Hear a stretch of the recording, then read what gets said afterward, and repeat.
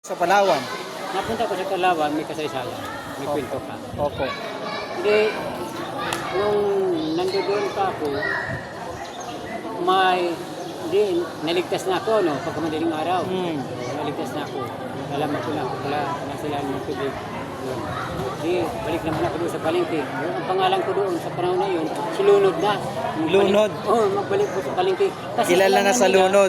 Alam na nila, dahil yung kaibigan ko, siya lang sa Laysay na. Kung pa yung kaibigan ko, wala pa. Yan yung sa Laysay. Kala nila na Lunod na, ka na. kay kahapon pa. Pero pagka kinamagaan, kita naman nila ako, si Lunod. Lunod lang pagkaano na sa akin eh. Alam na nilang wala pa ako Nabuhay si Lunod. Oo.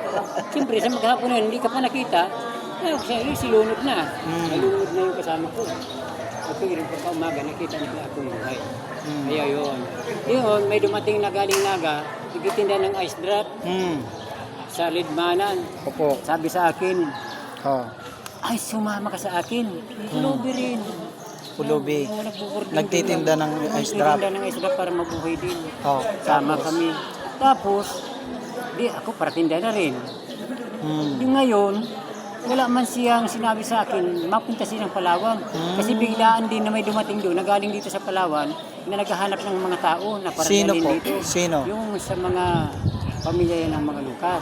Si Rapin Lucas. Oo, yan. Nangwa yan sa doon mga tao, nagpaipon siya ng mga 40 kami. Ako, sama dito sa Palawan. 40 kayo. Oo, mga 40 kami sa isang lansa. Na mga kabataan. Kasama ng mga pamilya. May May pamilya.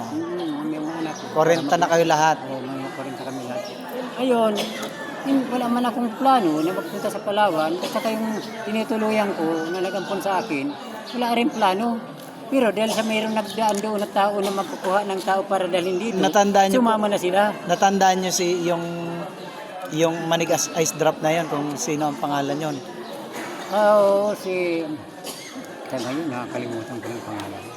Nakasama ko dito, namuhay kami dito sa Palawan. Yung Hindi nagpuno nagtinda rin siya ng ice drop dito sa Palawan. Hindi, kinuha siya doon para dalhin dito, magyantok. Magyanto. Magyayantok na kami. Kami magkasama, magyayantok. So si Lucas, ang Siya, ano niya sa inyo, boss. magyantok kayo. Oo, Siya yung kami. pinaka-boss. Oo, siya yung supporter sa amin sa pagyayantok. Oo. Pagdating po ninyo dito, anong nangyari? Dating namin dito, di yung binitawan kami sa bundok. Oh. Sabi ko, mabigat pala ang magyantok. Mm-mm. Pag tag-ulan, lalo na hindi pa naman marunong magtuwid ng yantok. Yan pala tinutuwid muna bago hilahin. Hindi ko kaya, sa piraso. Mabuti pa. Tay, kaya na po. Mabuti pa sabi ko, mag-ano ako.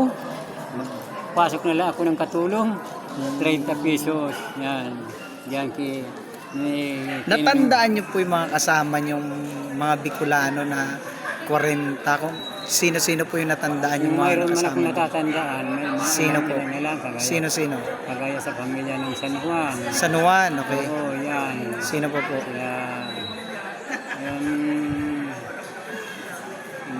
Hindi ko na matandaan yung iba. San Juan lang natandaan niyo? Ano lang matandaan ko lagi. Isang buong pamilya sila. Oo, isang buong pamilya sila. Hindi ko na matandaan yung iba. Yun na nga, kasi kami sa San Juan, bali naging kapitbahay rin kami dito sa Baong. Dito. Yun. Kasi, Alam niyo po ba kung bakit Baong ang pangalan nito? Oo. Narinig ko na pero hindi ko natandaan. Narinig ko na nga. So hindi niyo alam yung istorya ng Baong. Hindi ko masyadong Basta dinala kayo dito ni si Rapin Lucas. Di, yun, nagpasalamat ako sa Panginoon. Arthur na? Yan, sinong Arthur nang nabubuhay pa yun. Arthur na Lucas. Oo. Okay. Naging ano ka rin pala. Ang ialagaan kong baboy, 30 libi. 30 Magkakat ako ng nyug, magkudkod.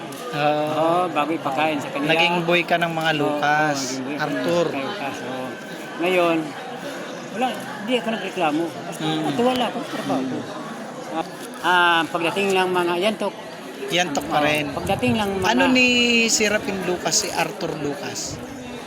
tatay niya. Ay mag-ama yan. Yung si Rapin ang tatay. Yung Arthur ang anak. Magama sila. Yun ang naging bossing mo, yung Arthur. Di yan. Ngayon, natuwa ako sa mga, tapos may mga kapitbahay pa, nagkapagib pa na sa akin, tuwing gabi, may 3 drum. Kilala niya yung mga apelyido? Sino-sino yun? Sa, Yung mga kapitbahay? ay, kagaya si Kapit ba yung kapatid niya rin? Ang mga kapatid din, mga Lucas din.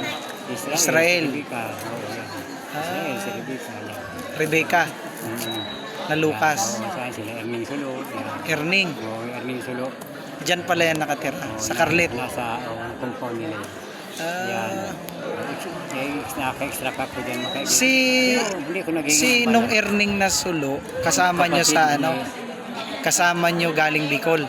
Ay, nauna na sila. Nauna na mga sila. taong baklad sila. Ay, ang mga nagbabak. Mga taong baklad. Okay.